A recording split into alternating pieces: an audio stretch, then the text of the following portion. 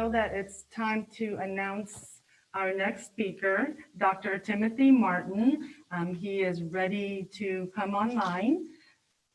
Dr. Marten, our next guest expert, is live from San Francisco. And Dr. Marten is a diplomat of the American Board of Plastic Surgery and founder and director of the Marten Clinic of Plastic Surgery in San Francisco.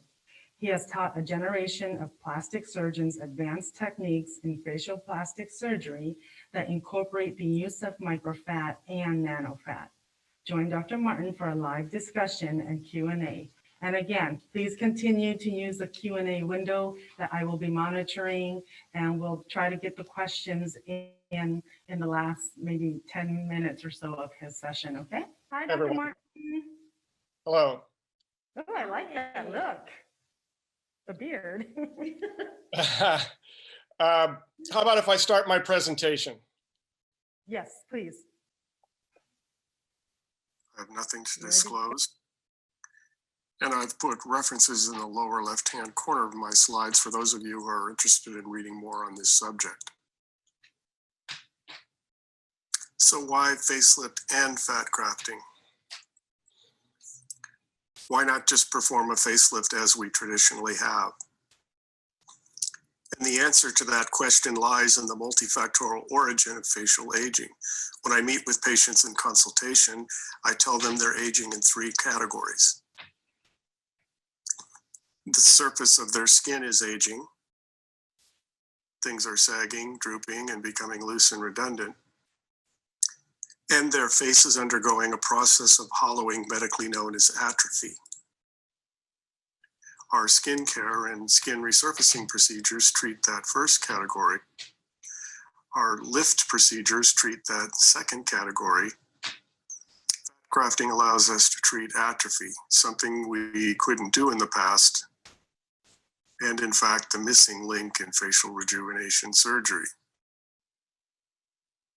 So here's a patient at age 22, age 61 after a skin-only facelift, and age 63 after a SMAS facelift. We can see that the skin facelift has not fully rejuvenated her. She still has loss of facial contour and drooping and sagging of facial tissue. And we can see also that while a SMAS facelift has brought her closer to her age 22 appearance, not everything has been fixed. What hasn't been corrected is atrophy. Look how full the patient's upper and lower orbit cheeks, midface, and lips are, and how plushly padded her chin, jawline, posterior mandible, and neck are. So how do we treat atrophy? With fat grafting. And it's not possible to produce this kind of outcome without replenishing lost facial volume. So a summary of my treatment philosophy is that combined facelift and fat grafting works synergistically to treat 2 different problems. And the 2 procedures performed together will produce a better outcome than either procedure performed alone. Fat grafting represents the most important new advance in facelift surgery since the introduction of the SMAS technique. And despite what we thought in the past, lifting cannot correct all aspects of the aging change of the face. Let's talk briefly about technique. And one of the first questions I'm usually asked is, when do you do the fat grafting, at the beginning or the end of the procedure? And the answer is, I prefer to do it at the beginning. Why is that? Well, I like to harvest the fat in the morning before prep and drape of the patient. Patient's in a deeper plane of anesthesia in the morning. Marks and landmarks are easier to see. There's a lack of facial swelling. Tissue planes are not open. And as a general principle, I want the graft out of the body for a limited time possible. But the real reason I do it in the morning is I'm more artistically and technically energetic. If I wait to do the fat grafting after a long facelift procedure, I'll make some careless bolus injections and not do a good job. I typically harvest fat from the lateral torso after turning the patient in a semi-lateral decubitus position as shown. We perform a quick povidone iodine prep and do a limited drape with sticky blue towels. In this lateral decubitus position, it can be seen that fat can be harvested from the inner knee, the inner thigh, the outer thigh, the buttock, the hip, waist, and flank.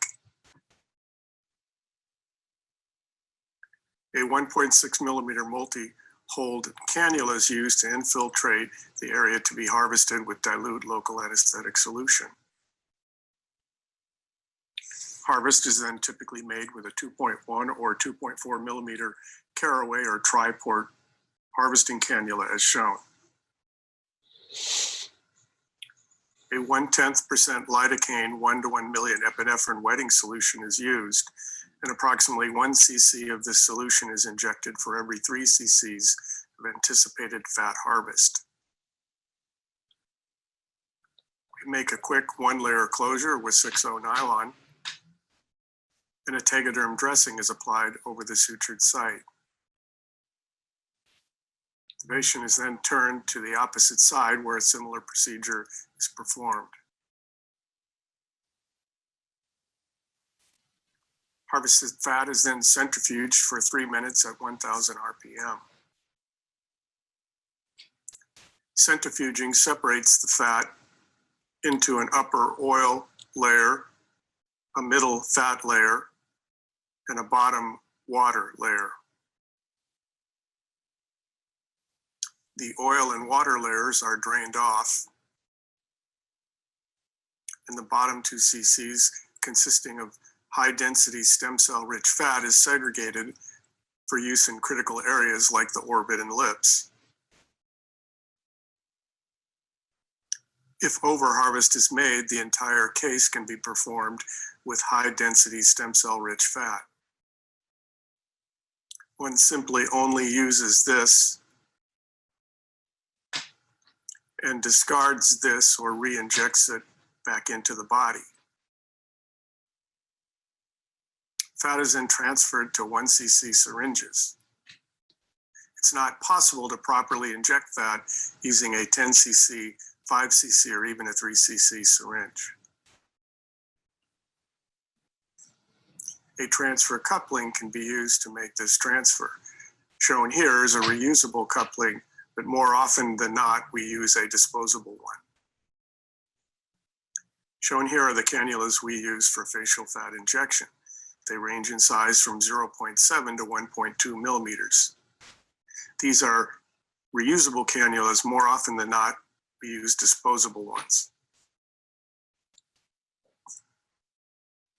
So how can fat be used to make a facelift better? We can enhance the cheeks.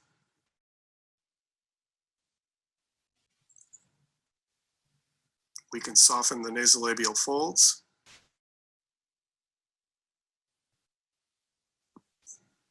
We can enhance the lips.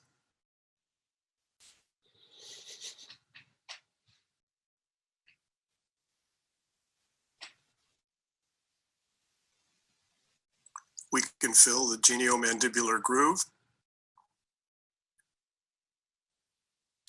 And in doing so, integrate the chin and the jawline. We can strengthen and enhance the jawline.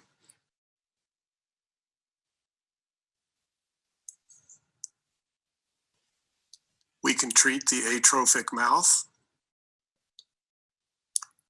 This is not just a wrinkled mouth, but a deflated one, and this kind of outcome is not possible without replenishing lost perioral volume. We can treat buccal atrophy. We can treat the weak chin. This is not a chin implant, nor is this. We can treat the small mandible and expand the intergonial distance. We can treat temporal hollowing. This is a hallmark of being 40 or older. We can treat the tear trough.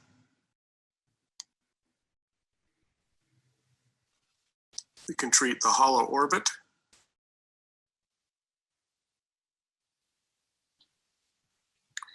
We can treat the proptotic ocular globe.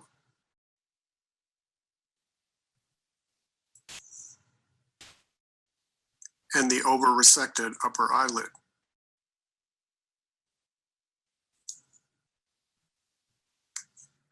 I'd like to share with you a useful way of determining how much fat should be injected. The amount of fat needed can be determined preoperatively based on examining the patient's preoperative photographs. The atrophy in each area can be rated as small, medium, or large. And empirical information is then used to determine how much fat needs to be administered. The amount administered is selected from the empirical range. This information is contained in the references shown here. Here's a table from the Aesthetic Plastic Surgery article. It shows the range of volumes for each anatomic region. This article also contains tables for at what level and in which plane the fat is injected. I know someone is saying, well, that's all great, but the fat doesn't last. And I think we have to let go of that misconception. It's a graft of living tissue. It neovascularizes in a few days, and it's analogous to hair transplantation and other grafts we perform. Here's a patient almost 4 years after her facelift and fat grafts. We can see that the fat has persisted in almost every location that it was injected. I know someone saying, well, okay, the fat persists, but it's lumpy. And this too is a misconception. Lumps are very uncommon if proper technique is used. Fat actually integrates with facial tissue. And this integration and the fact that fat must be scattered in tissue to survive produces a natural smoothing effect. And fat grafting is my secret weapon for creating smooth faces like the one shown. I know someone is likely concerned that the fat might grow. Yes, we must exercise caution in younger patients, but this is typically a bigger problem when fat grafting is performed on the breast and body, however, as these young patients will typically become heavier adults. Most facelift patients have reached a stable weight by the time they elect to have their procedures. Well, I know someone's saying, why not just use filler? And there are a number of disadvantages to doing that. The one I'd like to emphasize is this: it's lost opportunity. And it's always a disappointment to me when a patient wants me to inject filler during their surgery when I could be performing fat grafting. So where's the fat placed? Here we can see a 47-year-old woman before and after her procedure. And in the center, where 38 cc's of fat was injected.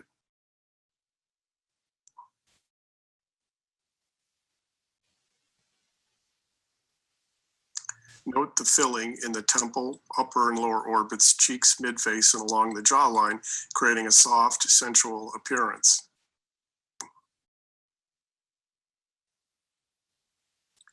Another example of a 62-year-old woman who has an ostensibly well-performed previous facelift. She still looks under-rejuvenated. Here we see her after a secondary facelift and related procedures in which 70 cc's of fat was injected. She has a soft, natural appearance. Note improved facial contour and the fill in the temples, upper lower orbits, cheeks, midface, nasolabial, lips, chin, and jawline areas.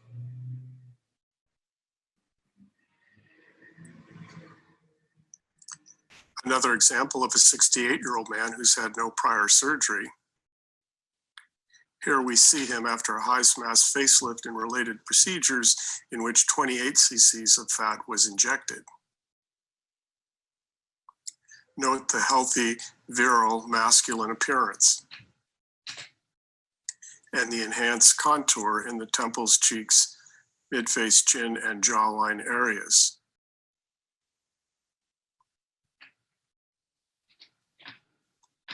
And finally, a 75-year-old woman who's undergone multiple prior facelifts. Think for a minute what she would look like if we did another facelift on her. Here we see her after a secondary facelift and related procedures in which 90 cc's of fat was injected. She has a soft, natural, healthy appearance, and it's not possible to go from that before photo to that after photo without adding volume to her face.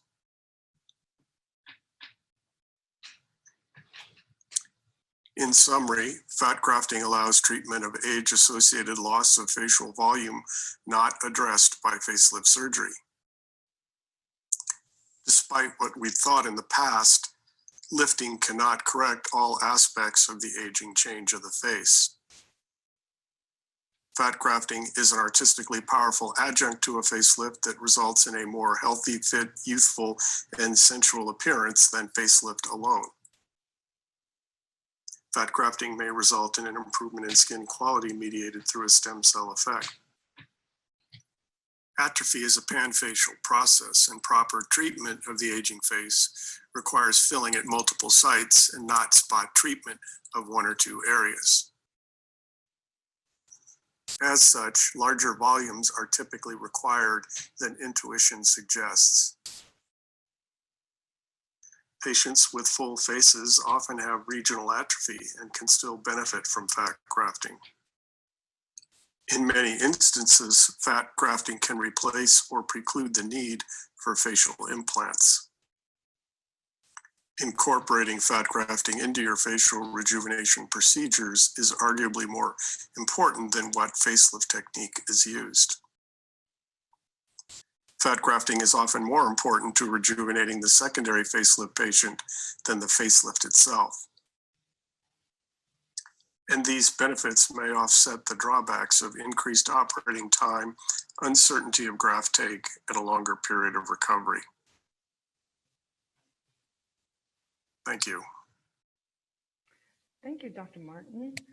I'd like to make Dr. Jesper Sorensen a panelist. I believe he has a question for you, and then I'll move on to Dr. Verpel. He also has a question.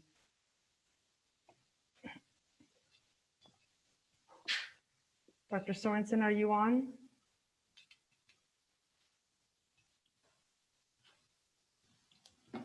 Yes, can you hear me? Yes, we can hear you now. Yes. I have a question. When an individual come in and consult with previous use of dermal fillers and wish to convert to fat grafting, either with or without a facelift, do you dissolve with hyalase or wait until treating until the filler has dissolved, or do you apply a gradual treatment approach where you revolumize as the filler disappears? Thank you for that question. It encompasses the large majority of patients I see. As I'm sure it is for you, virgin faces are very uncommon these days. Most people have used filler. If they have hyaluronic acid-based filler, I think it's prudent to try to dissolve it. The filler acts as a physical barrier to the neovascularization of the fat graft, but it also hides from the patient and the surgeon what is actually present. Often people have layered filler in over many years. Certainly in the orbital area, the filler can persist for several years. Dissolving the filler gives you back the patient's baseline. It's usually good to do that a week or two before surgery so that the patient can actually see the degree of atrophy they have. Often they're shocked at how much the filler is camouflaging the problem. It also, of course, helps the surgeon decide how extensive the fat grafting procedure has to be, and how much time and energy and how much you have to charge for it. If the patients have used PLLA or other fillers, non-hyaluronic acid-based fillers, that's more problematic, and you basically just have to work around that. Okay, great. Thank you, Dr. Sorensen. Was there any other questions you had, or was that? Yes, I mean, I've always been, I understand your explanation with being more energetic in the beginning of the procedure.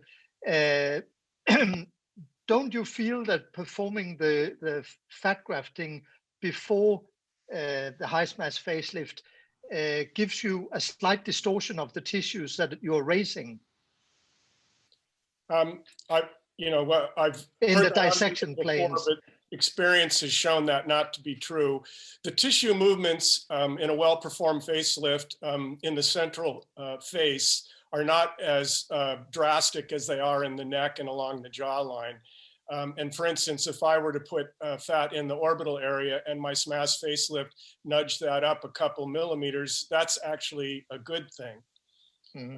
But the reality is the fat properly injected in the orbital area is injected in a preperiosteal suborbicularis oculi muscle position, so that the effect of our lifting procedures actually doesn't move the fat that much. So the movement we get, the shifting is actually a positive one, and that hasn't been a problem. The problem with doing the fat at the end of the case is you've opened up the tissue planes, and in some areas, your injection needle is, you're going to be injecting into open space. Whereas if you inject the fat first, you can saturate, for instance, the cheek with fat, and by the time you raise the skin in the SMAS, you can see fat particles, but they've already adhered. They already have done their own version of tissue gluing. But the most important reason to do the fat first is that you're technically and artistically more energetic. I watch surgeons doing fat grafting at the end of a facelift procedure, and they just make rapid bolus injections and aren't taking the time that is really needed to do the procedure properly. If you figure that you have to move a 1 cc syringe back and forth 20 to 40 times to empty a 1 cc syringe. So let's say you can put 1 cc of fat in per minute. If you're putting 50 to 60 cc's in a patient, you have 50 to 60 minutes of time just to administer the fat, not counting the time spent harvesting it. So, managing your workflow and having a well-defined plan that you can just, execute is important, not just spending 5 or 10 minutes at the end of the case, pushing some fat in, here or there. Thank you. You're welcome. Thank you. Thank you, Dr. Sorensen. Dr. Marten, there's a question from the audience. Could you explain more about chin augmentation, like the plane of injection and the potential problems? Chin is a very tight area to inject. Yes, I'm sorry I couldn't go into more details. I love talking about this subject, but because of the limited time, the purpose of my lecture was to show what fat can do to inspire the audience to use it, and then to provide more technical details, which I've published in multiple locations. The patient I showed in that example had actually had a chin implant placed by another surgeon. It was removed for some unknown reason. I told her she needed another chin implant, and she refused. So she said, do your best with fat grafting, and I was actually stunned when I got that result. But the chin is a pretty good beginner's area. Typically, the fat can be injected from periosteum right up to skin, and it takes 1 to 3 cc's per side for the typical chin. So if the microgenia is mild, you would put 1 or 2 on each side, and if the chin was more flat, you put maybe up to 3 per side. If you try to put more than 3 cc's per side, 6 cc's total, using centrifuge fat is the way I told you, you can start to get too much vertical height in a globular chin. A chin implant places, a chin implant tends to create a crisper, more bony, athletic appearance. Fat grafting the chin tends to produce just a more soft, natural augmentation. But here's another way of looking at it. When you have a couple syringes of fat, you have the possibility of doing a chin implant, a cheek implant, a tear trough implant, a submalar implant, and a temple implant. You can do $25,000 worth of facial implants with a couple syringes of fat. So for the facelift surgeon looking to go beyond just refreshing the face and actually beautifying the face, fat grafting is an incredibly powerful artistic tool. Thank you.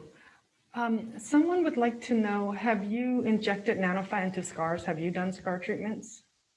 Yes, oh yes, for years. Alex and I, and we've talked about it, many times. I was hesitant to talk about sharp needle fat grafting for many years because we were so concerned about intravascular injection, and I just wanted people to get a hand on microfat with blunt cannulas. But they're two separate things. They do different things, and of course, when you use those two tools together, you can create better outcomes. I find that fat harvested with a 2.1 to 2.4 millimeter caraway cannula will often go through a 27 gauge needle without filtering. So for many years, I would just inject centrifuge, but unfiltered fat. But if the patient is thin and had prior liposuction, often you'll end up harvesting some debris. So we often will just do a one pass push through a tulip filter to make sure there's no debris. But you don't need to use a 23 or even a 25 gauge needle. The fat will go through a 27 gauge needle. Sometimes you can push 2 or 3 syringes of fat through a 27 gauge needle before the needle actually, plugs up.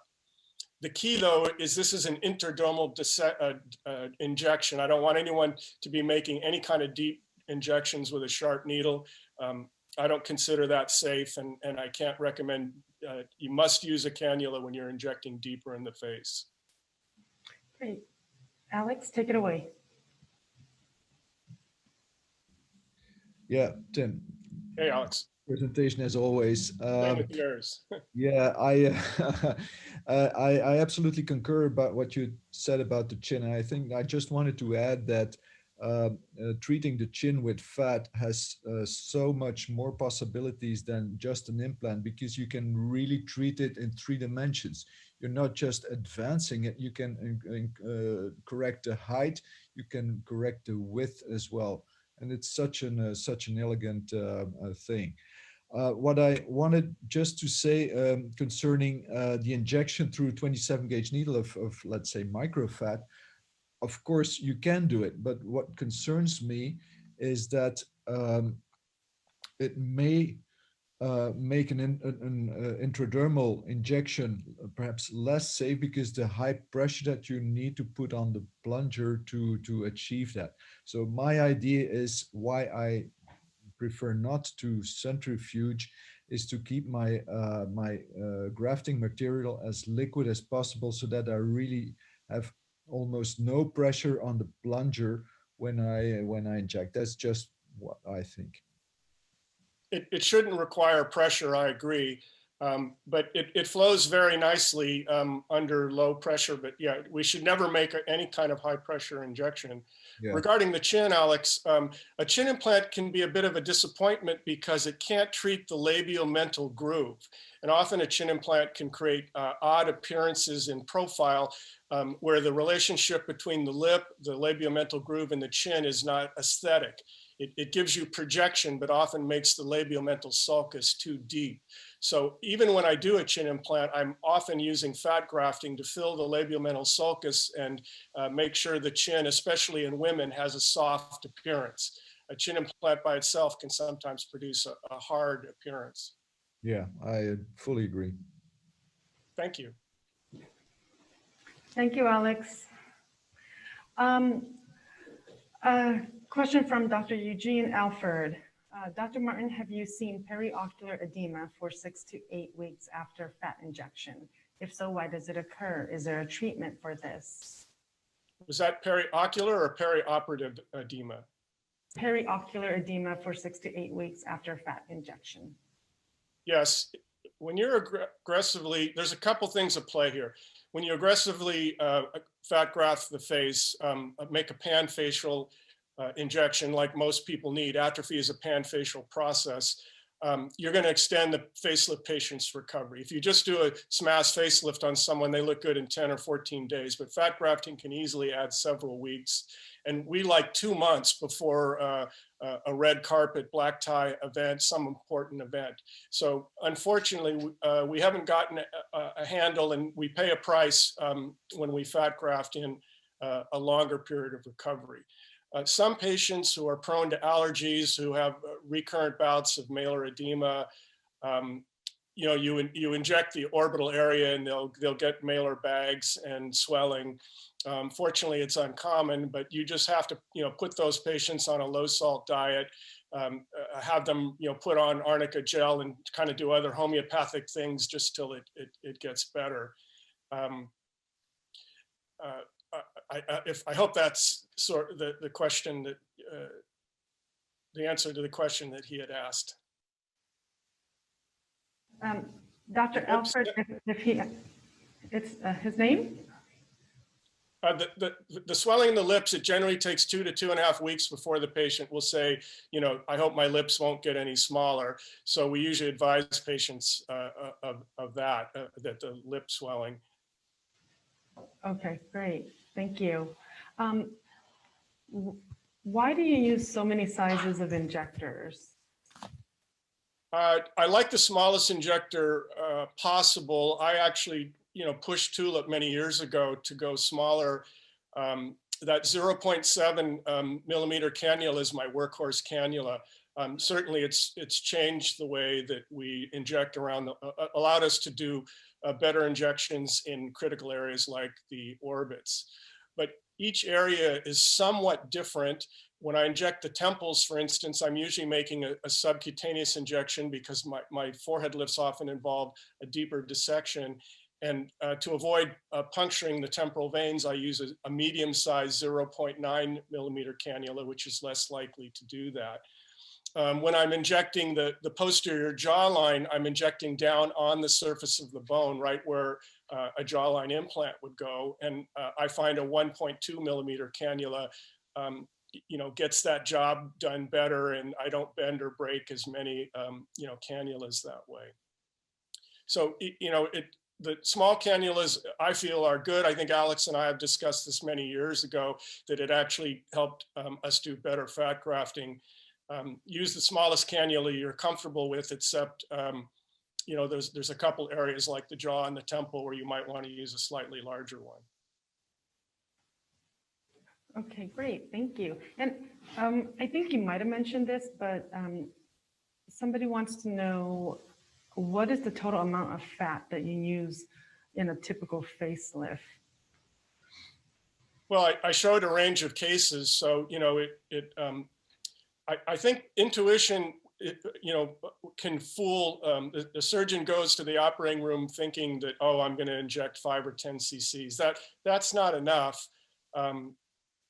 If you imagine putting 3 cc's in each temple and 1 to 2 in each upper and lower orbit, and 3 to 5 in each cheek, and 1 in each nasolabial crease, and a couple in the lips and the chin, you pretty quickly hit, you know, 30 to 40 cc's, and that would be for a face with sort of mild to moderate atrophy. The faces that are more atrophic, the older patients who have had previous lifting, I showed, I think, a case with 90 cc's of fat. So I would say that, you know, typically we're in the 40 to 60 cc range for facial fat grafting total. That's centrifuge fat. Obviously, you'd use more if the fat weren't concentrated. So you have to look at your harvesting and processing methods. Thank you. Let's see, there's a question here that says, how many cc's of anesthetic solution do you use for periorbital area, and at what dilution? Oh, this is a good question. Thank you so much. So I'm doing really virtually all my fat grafting under deep sedation anesthesia with my facelifts. So we initially do nerve blocks on the face with 0.5% bupivacaine, but we're injecting into dry fields. So I'm not injecting subcutaneously for my facelift until after I've injected all the fat.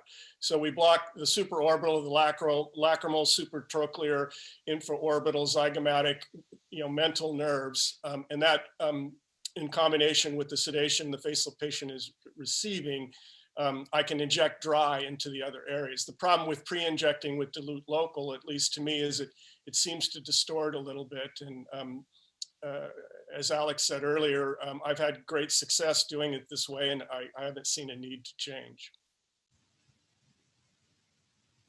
Thank you. And I think this might be the last question. Do you perform a second fat graft after 6 to 9 months? Yes, I like a 4 to 6 month interval. I think you need I think Sid Coleman says by 4 months, the facial volumes are stable, and I would pretty much agree with that. I usually make patients wait 6 months to retreat, so I can see what I'm doing, so we know what we've achieved with the first round of fat grafting.